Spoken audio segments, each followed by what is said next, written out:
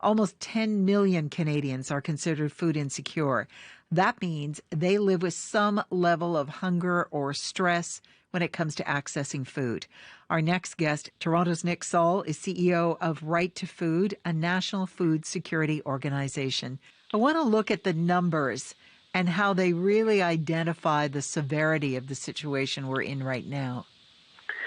Well, they're deeply concerning, and when you say the number 10 million Canadians, 1 in 4 of our neighbors are worried about eating, making unconscionable decisions or choices in the grocery store, going without food, we have a problem that we think is just a defining challenge of our time, and it's just not getting enough attention. So within that 10 million, 2.4 million children are growing up in households that are struggling to afford basic groceries. And so we have a crisis of enormous proportions. And I think we need to be clear that it's not about food supply. There's no shortage of food out there.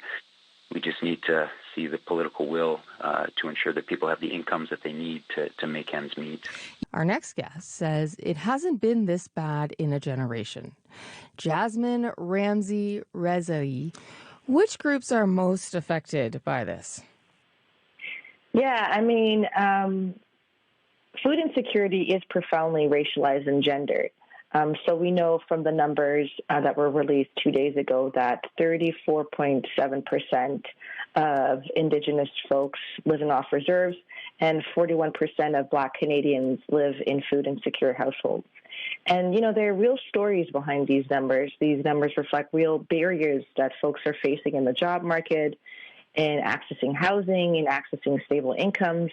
And we also know that for Indigenous communities, it reflects the long-term impacts of colonial policies that continue to disrupt traditional food systems.